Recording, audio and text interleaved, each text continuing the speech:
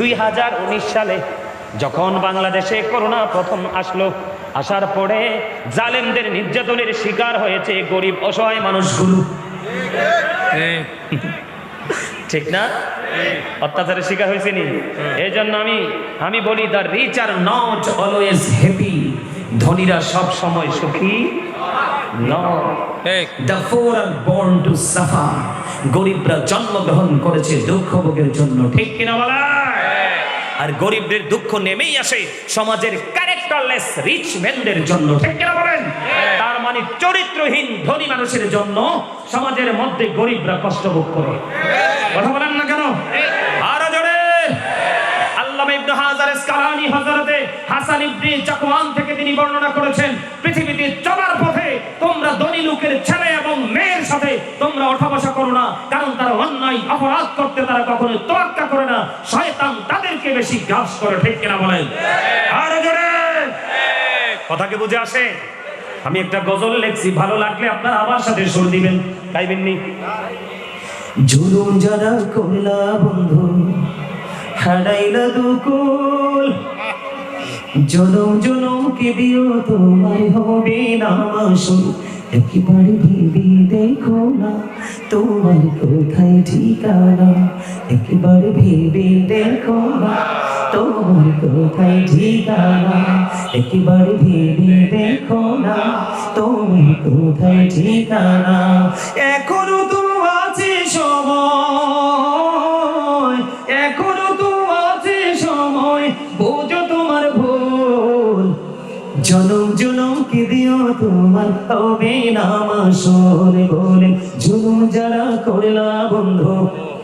আমার সাথে সবাই গান না, সবাই সুর দেন। জুলুম যারা করলা বন্ধু, হারাইলা দুকুল, জনম জনম কে দিও তোমার হবে না মাসুল, একেবারে ভেবে দেখো না তোমার কোথায় ঠিকানা, একেবারে ভেবে দেখো না তোমার কোথায় ঠিকানা। এখনো তো আছে সময়, বুঝো তোমার ভুল, জনম জনম কে দিও তোমার হবে না মাসুল। বৃষ্টি যখন আসে বন্ধু, শীতল মরুভূমি, তওবা করো ক্ষমা পাবে বলে গেলাম আমি। ঠিক না বেটে? বৃষ্টি আসলে মরুভূমি শীতল হয় কিনা? বৃষ্টি যখন আসে বন্ধু, শীতল মরুভূমি, তওবা করো ক্ষমা পাবে বলে গেলাম আমি। তোমার জীবন মোহনা কোথায় সে তো জানো না, তোমার জীবন মোহনা কোথায় সে তো জানো না। ক্ষমা যদি না পাও বন্ধু,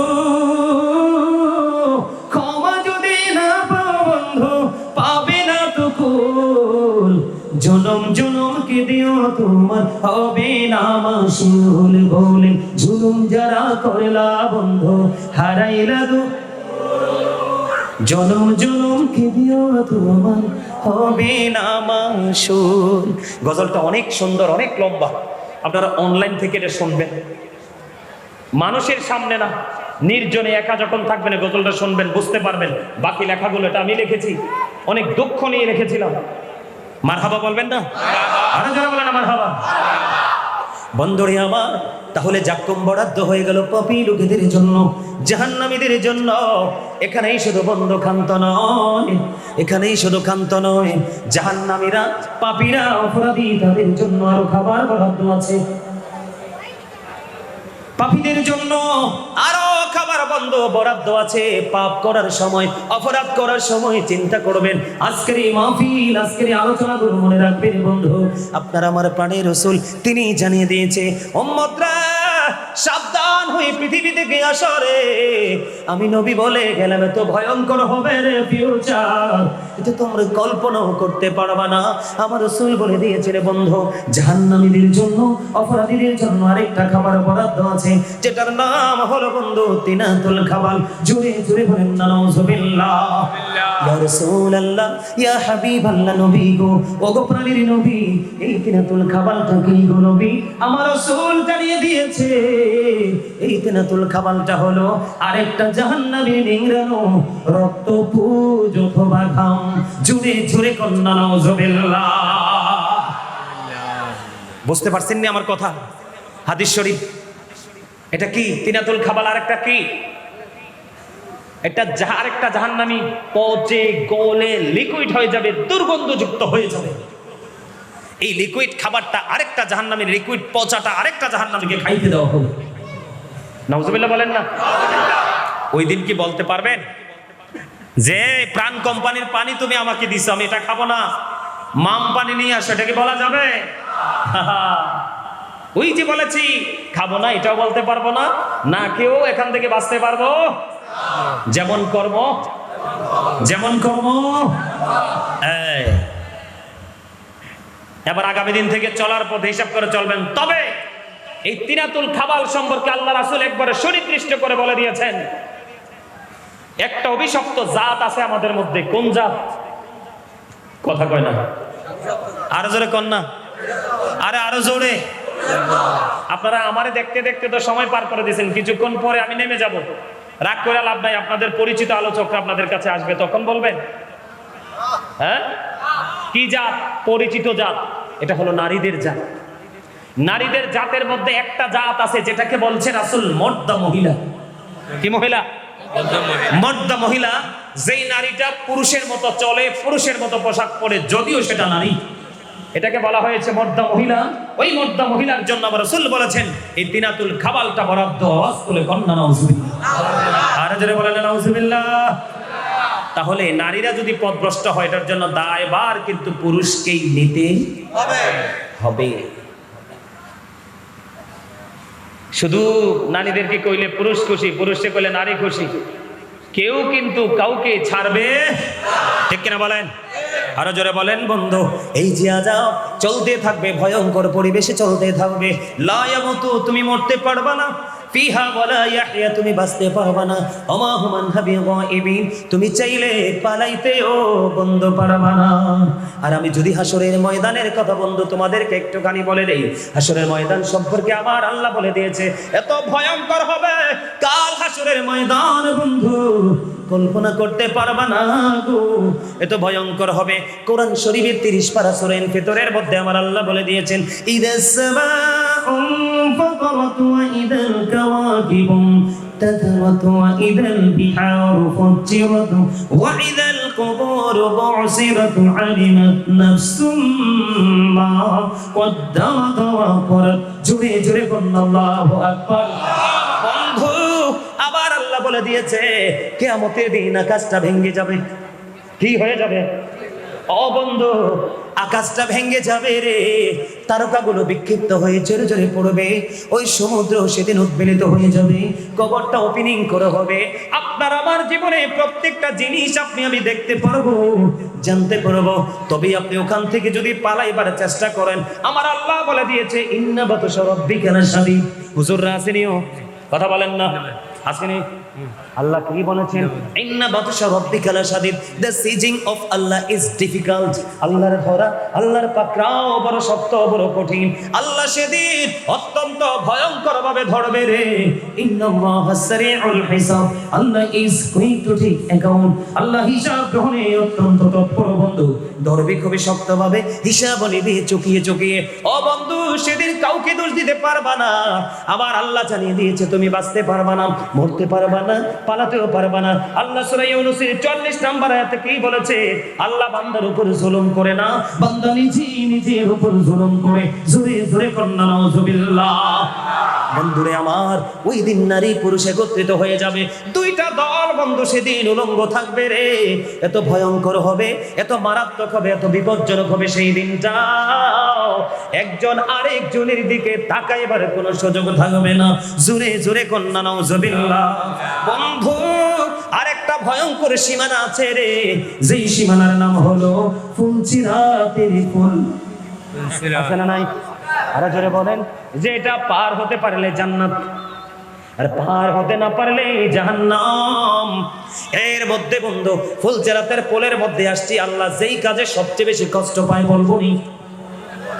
আল্লাহ আল্লাহ যেই কাজে সবচেয়ে বেশি কষ্ট পায়, একজন মানুষ হইয়া যখন মানুষের কলিজায় আগুন জ্বালায়। বুঝেন না? আপনি ডিরেক্টলি একজন মানুষের ক্ষতি করলেন না, আপনি ফেস টু ফেস সামনাসামনি দাঁড়ালেন না, আপনি একজন, দুইজন, তিনজনের পর একজনকে ইউজ করলেন, 6 জনের পর একজনকে ইউজ করলেন, ইশারা দিয়ে পিছন থেকে একজন মানুষের বন্ধু ক্ষতি করে ফেললেন। আপনি ফুলচেরাতের পোলের উপর উঠতে দেরি রে, আমার আল্লাহর কুদরতি হাত দিয়ে ধাক্কা দিয়ে তাকে নিচেই জাহান্নামে ফেলে দিবে। কারণ আপনাকে মনে রাখতে হবে, খোদা প্রাপ্তির পথ রয়েছে লুকানো, রয়েছে সৃষ্টির সেবার মাঝে। পাবো না কোথা খেয়াল খেলনা, তাসবিহ আর যায় নামাজি। খোদা প্রাপ্তির পথ খেয়াল করেন, খোদা প্রাপ্তির পথ রয়েছে লুকানো, রয়েছে মানব সেবার মাঝে। পাবো না কোথা খেয়াল খেলনা, তাসবিহ আর যায় নামাজি। আমার দাড়ি আছে, টুপি আছে, পাগড়ি আছে, জুব্বা আছে, নামাজ আছে, তাসবিহ আছে, যায় নামাজ আছে, কিন্তু মানুষকে আমি ভালোবাসতে পারলাম না। আমার এই তাসবিহ তাহলিল দিয়ে আল্লাহ পর্যন্ত পৌঁছাতে পারবো না। জোরে জোরে কন্যা নাউজুবিল্লাহ। বন্ধুরে আমার, ফুলচেরাতের ফুলটা চুলের চাইতে চিকন হবে, হীরার চাইতে ধার হবে। উপরের দিক থেকে আগুন ঝুলন্ত, নিচের দিক দিয়ে আগুনটা উদিত। ওই ফুলচেরাতের ফুল এত ভয়ঙ্কর হবে রে, পাপ করার আগে বন্ধু চিন্তা করে করো, ওই ফুলচেরাতের ফুলটা তুমি কেমন করে পার হবা। যদি পার হতে না পারো, তোমার ঠিকানা জাহান্নাম। আর তুমি যদি যোগ্যতা অর্জন করো, জিবরাইল কথা দিয়েছে, তুমি যদি মদিনাওয়ালার সাথে প্রেমের লোকে দূরে লাগাইয়া কাজ করতে পারো, জিবরাইল কথা দিয়েছে, ইয়া রাসূলুল্লাহ, ইয়া হাবিবাল্লাহ, নবী গো, আপনার এই পাগল উম্মতকে আমি জিবরাইল ফুলচেরাতের পোল পার করে দিব। জোরে জোরে কন্যা সুবহানাল্লাহ। ইয়া রাসূলুল্লাহ, ইয়া গাউসুল মুসলিম, জিন্দাবাদ জিন্দাবাদ।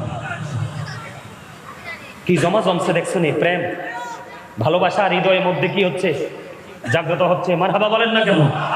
এতক্ষণ একজন পাই না, এখন একটা না 3 জন, আর একবার দেখলাম 12 জন একটা না নারাই দিছে। মারহাবা বলেন, আরো বলেন। জাহান্নামীরা মরবে কিনা, এই মরার জায়গাটা নিয়ে একটু কথা বলবো পরে, তবে ফুলচেরাতটা আগে শেষ করি। বন্ধু, ফুলচেরাতের পোল পার হইলে কি জান্নাত, আর না পার হইলে বন্ধু জাহান্নাম। তাহলে আপনাকে বুঝে নিতে হবে, পাপ করার সময় চিন্তা করতে হবে, কারণ স্টেপ বাই স্টেপ প্রত্যেকটা সীমানা আমাকে অতিক্রম করতে হবে। মদিনাওয়ালাকে ফলো করলে সোজা, আর মদিনাওয়ালাকে ছেড়ে দিলে সব হয়ে যাবে আঁকা বাঁকা। ঠিক কিনা বলেন?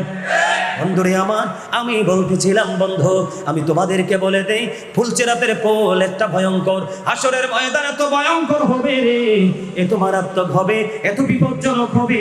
একটা মা তার গর্ভের মধ্যে সন্তান ধারণ করেছে। কি করেছে? সন্তান ধারণ করেছে বন্ধু। এই সন্তানটা কখন জানি তার গর্ভ থেকে পড়ে যাবে, এইটা মা জানতেই পারবে না, বুঝতে পারবে না। এত ভয়ঙ্কর বিপজ্জনক হবে সেই দিনটা। অথচ এই যুগে বন্ধু, একটা মা যখন সন্তান সম্ভবা হয়, তার স্বামী, তার শ্বশুর বাড়ি, তার বাবার বাড়ি, প্রত্যেকটা আত্মীয়র একটা কান থাকে ওই গর্ভবতী মেয়েটার দিকে। কথা বলেন না কেন? আরো জোরে বলেন। কত সিনসিয়ারলি মা বাবাকে কেয়ার, মাকে কেয়ার করা হয় বন্ধু। আমি কেমন করে বুঝাবো গো ও বন্ধু, আমি কেমন করে বুঝাবো রে বন্ধু, এটার ব্যাখ্যা কেমন করে আমি করব? একটা মা বাচ্চা দিতে গেলে, সিজারে হোক বা নরমালি হোক, কত আপন স্বজন তার ডাইনে বামে দাঁড়িয়ে থাকে, তার কি কষ্ট হয়, বিপত্তি হয়ে যায়। মাও বন্ধু একটা টেনশনে থাকে, কারণ মা সন্তান জন্ম দেওয়ার সময় অনেক মা পৃথিবী থেকে বিদায় হয়ে যায়। ঠিক কিনা বলেন? বন্ধুরে আমার, সেই মা সেই দিনে গর্ভের মধ্যে সন্তান ধারণ করবে রে, তার মনের অজান্তেই গর্ভপাত হয়ে যাবে, কিন্তু সেটা অনুভবই করতে পারবে না। জোরে জোরে বলেন না নাউজুবিল্লাহ। বন্ধু, এত বিপজ্জনক হবে, এত ভয়ঙ্কর হবে। একটা অবলা প্রাণী তার বাচ্চাটা দিয়েছে, কিন্তু তার বাচ্চাটা ফিরে পাওয়ার স্বাদ তার মধ্যে থাকবে না। জোরে জোরে কন্যা নাউজুবিল্লাহ। এত বিপজ্জনক হবে, এত ভয়ঙ্কর হবে বন্ধু। আপনি কি করবেন? ওই হাসরের ময়দানে আমি আপনাদেরকে বন্ধু বলে দেই, কাল হাসরের ময়দানে আল্লাহর আরশ ছাড়া আর কোনো কিছু কিন্তু থাকবে না। কি? আরো জোরে বলেন। আল্লাহর আরশ ছাড়া আর কোনো কিছু থাকবে না। আল্লাহ রাব্বুল আলামিন বলে দিয়েছে, যারা নির্জনে বসে বসে আলেমদের সাথে প্রেমের ডুরি লাগাইয়া তাদের কাছ থেকে গান অন্বেষণ করে নির্জনে বসে বসে তওবা করবে, আল্লাহ রাব্বুল আলামিন তাদেরকে ভালোবেসে আল্লাহর আরশের নিচে জায়গা দিয়ে দিবে। জোরে জোরে কন্যা সুবহানাল্লাহ। বন্ধুরে আমার, হাসরের ময়দান কত ভয়ঙ্কর হবে, কত বিপজ্জনক হবে। এই পৃথিবী থেকে সূর্যটা বর্তমানে 9,13,00,000 মাইল দূরে আছে। কত? সূর্যটা বর্তমানে আমাদের থেকে 9,13,00,000 মাইল দূরে আছে। সূর্যের আলো পৃথিবীতে আসতে সময় লাগে মাত্র 8 মিনিট 20 সেকেন্ড। প্রতি সেকেন্ডে পৃথিবীর দিকে ছুটে আসে 1,86,000 মাইল বেগে সূর্যের আলো পৃথিবীতে ছুটে আসে। বন্ধুরে আমার, সেই সূর্যের কিরণটা অনেকগুলো আবরণ ভেদ করে আপনার আমার মাথায় লাগে, ঠিক কিনা বলেন? উপরে বড় বড় গাছ আছে না নাই? বড় বড় গাছ আছে। ও বন্ধু, গাছের নিচে আমি একটা বাড়ি বানালাম। ও বাড়ি বানাইয়া ওই বাড়ির মধ্যে 4টা দেয়াল তৈরি করলাম, চারপাশে দরজা জানালা আমি রেডি করে দিলাম। সব কিছু করে দেওয়ার পরেও রুদ্রের তীব্রতা কিন্তু আমি সইতে পারি না। বাংলাদেশে প্রতি বছরই হিট স্ট্রোকে মানুষ মারা যায় কি যায় না?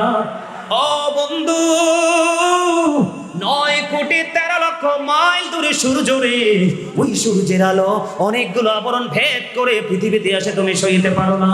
ও বন্ধু, কাল হাসরের ময়দানে মাত্র 1.5 হাত উপরে থাকবে তোমার উপরে সূর্যটা। সূর্যের তাপে মানুষের এমন অবস্থা হবে রে, ঘামের মধ্যে ডুবে যাবে, দুর্গন্ধময় হয়ে যাবে।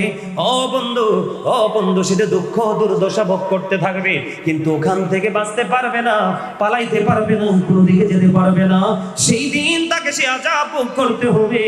আর যদি তুমি আল্লাহর সাথে প্রেমের ডোরি লাগাইয়া রাসূলের হুকুমগুলো মান্য করিয়া একজন মানুষকে যদি মহব্বত করে আল্লাহর সন্তুষ্টির জন্য মহব্বত করতে পারো, তাহলে তোমার ঠিকানা হয়ে যাবে আল্লাহর আরশের ছায়ার নিচে।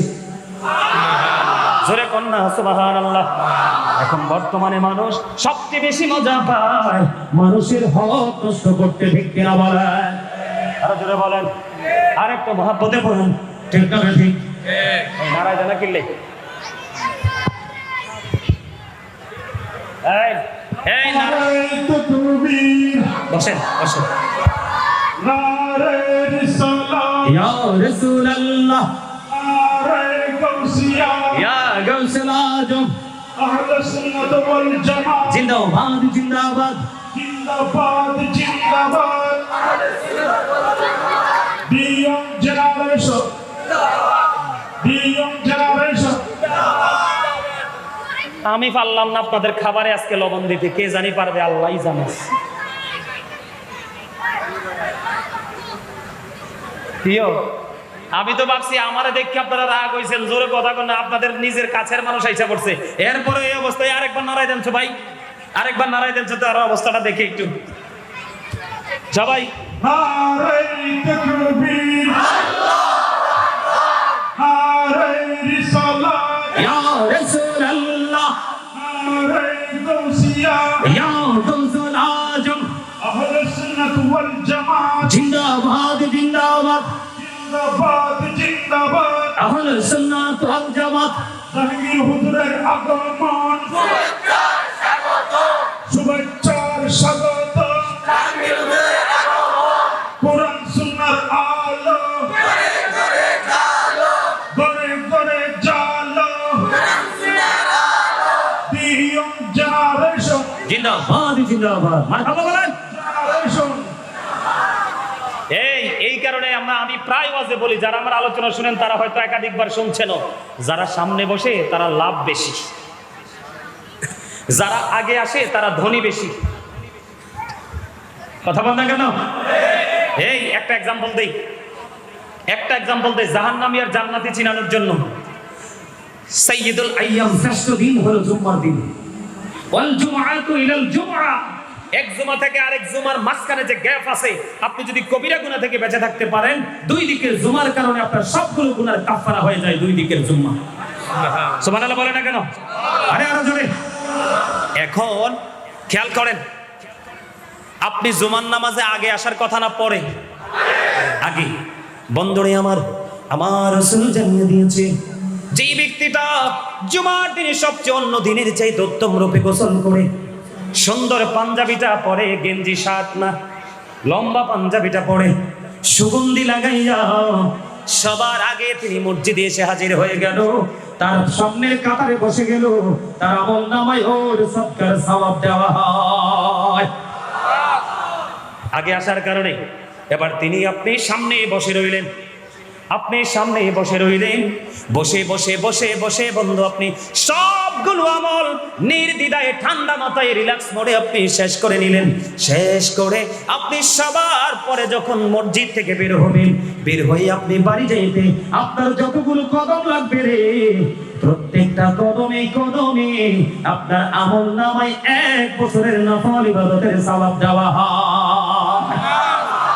তাহলে 100 কদম যদি লাগে মসজিদ থেকে আপনার বাড়ি যাইতে, তাহলে 100 বছরের নফল ইবাদতের সওয়াব। এখনকার মানুষ 100 বছর বাঁচার সুযোগ ঠিক না বলে, এক জুমায় আপনি 100 বছরের নফল ইবাদত হাসিল করে ফেললেন, ঠিক না বলেন? আর যিনি সবার পরে আসলেন, বিশেষ করে এই যে ধরেন আমি এক্সাম্পল দিই, আমিটা খুতবাটা হাতে নিলাম, খুতবাটা হাতে নিয়ে আমি মিম্বারের উদ্দেশ্যে আমি রওনা দিয়ে দিলাম, মিম্বারে দাঁড়িয়ে গেলাম। ও বন্ধু, এই সময় যে মুসল্লিগুলো মসজিদে আসে রে, এই মুসল্লিগুলোর মতো হতভাগা আর কেউ হইতে পারে না। বলে হুজুর কেন গো? এই মুসল্লিগুলো যখন মসজিদে কদমটা বাড়ায়, আজকে জুমার দিনে মুসল্লিদের তালিকা করার জন্য যে ফেরেশতারা এসেছে পৃথিবীর বুকে, ওই ফেরেশতারা ইমাম সাহেব খুতবাটা হাতে নিতে দেরি রে, ওই ইমাম সাহেবের খুতবা হাতে নিতে দেরি, ফেরেশতারা তাদের নোটবুকটাকে বন্ধ করে ফেরেশতারা ইমাম সাহেবের খুতবা শোনার জন্য দাঁড়িয়ে যায়। জোরে জোরে বলেন না সুবহানাল্লাহ। এবার বুঝতে পারছেন লাভ আর লস? বুঝতে পারছেন? জুমার দিনকে, জুমার মসজিদকে শুটিং স্পট মনে করবেন? কথা বলেন, করবেন? শুটিং স্পট মনে করলে ওইগুলো কি তাকওয়ার জায়গা মনে করতে হবে, প্রেমের জায়গা মনে করতে হবে, ঠিক কিনা বলেন? সম্মানিত উপস্থিতি, আজকের মাহফিলে বিশেষ বক্তা মাওলানা মোহাম্মদ জাহাঙ্গীর আলম আল কাদেরী মাদ্দাজিলহুল আলী, তিনি আমাদের মাঝে এসে উপস্থিত হয়ে গেছেন। বাবারে বাবা, আমিও তো ঘুমাইয়ে রয়ে থাকতে থাকতে ওয়াজ করছি 2 ঘন্টা। আলহামদুলিল্লাহ বলেন আরো জোরে। সম্মানিত উপস্থিতি, তিনি চলে এসেছেন। একজন আলোচক আসলে ওনাকে বসিয়ে রেখে কথা বলাটা মোটেও উচিত নয়। আমি আপনাদের সামনে অনেক কথা বলেছি, অনেক কথা বলেছি। আমার কথায় যদি কষ্ট পেয়ে থাকেন, আল্লাহর হস্তে ক্ষমা করে দিবেন। যদি ভালো লেগে থাকে, সেই কথাগুলোর উপর ভিত্তি করে আমল করার চেষ্টা করবেন। শুধু একটা জিনিস সবসময় মনে রাখবেন, আমেরিকার গবেষক মাইকেল এইচ হার্ট তিনি বক্তব্য দিয়েছেন, the 100 A ranking of the most influential person in the history. তিনি 100 জন প্রভাবশালীর তালিকা করেছেন, এর মধ্যে আপনার আমার নবীকে শ্রেষ্ঠ প্রভাবশালী হিসাবে আখ্যায়িত করেছেন। আমেরিকার গবেষক মাইকেল এইচ হার্ট তিনি কি করেছেন? আপনার আমার নবীকে শ্রেষ্ঠ বলে আখ্যায়িত। ডক্টর আহমদ পেয়ারা বাগদাদি মুর্শিদ কেবলা, যিনি বসরা ইউনিভার্সিটির লেকচারার ছিলেন, আমার প্রাণ মুর্শিদ, তিনি বলেছেন, of all the great religious personalities of all prophet Muhammad রাসূলুল্লাহ সাল্লাল্লাহু আলাইহি ওয়াসাল্লাম ওয়াজ দ্য মোস্ট সাকসেসফুল। আওয়াজ করে বলেন না সুবহানাল্লাহ। এই খেয়াল করেন, পৃথিবীতে যতগুলো নবী রাসূল এসেছে, সকল নবী রাসূলের মধ্যে আপনার আমার নবী সবচেয়ে বেশি সফল, মোস্ট সাকসেসফুল দ্বারা সবচেয়ে বেশি সফল বোঝায়। জোরে জোরে বলেন না সুবহানাল্লাহ। আমরা সেই নবীর উম্মত হয়ে আমরাও সকল নবীর উম্মতের চাইতে সবচেয়ে বেশি সফল হতে চাই। চাই কি চাই না? আরো জোরে বলেন, চাই কি চাই না? যদি আমরা সেই হতে চাই, সেই রকম হতে চাই, আল্লাহ বলেছেন, সে বলুন, ইফ ইউ ডু লাভ আল্লাহ, যদি তোমরা আল্লাহকে ভালোবেসে থাকো, ফলো মি মুহাম্মদ সাল্লাল্লাহু আলাইহি ওয়াসাল্লাম, মুহাম্মদ সাল্লাল্লাহু আলাইহি ওয়াসাল্লামের অনুগত হয়ে যাও, আল্লাহ উইল লাভ ইউ, আল্লাহ তোমাদেরকে ভালোবাসবে, এন্ড ফরগিভ ইউর সিনস, আল্লাহ তোমাদের সমস্ত জীবনের গুনাহ মাফ করে দিবে। আওয়াজ করে বলেন সুবহানাল্লাহ।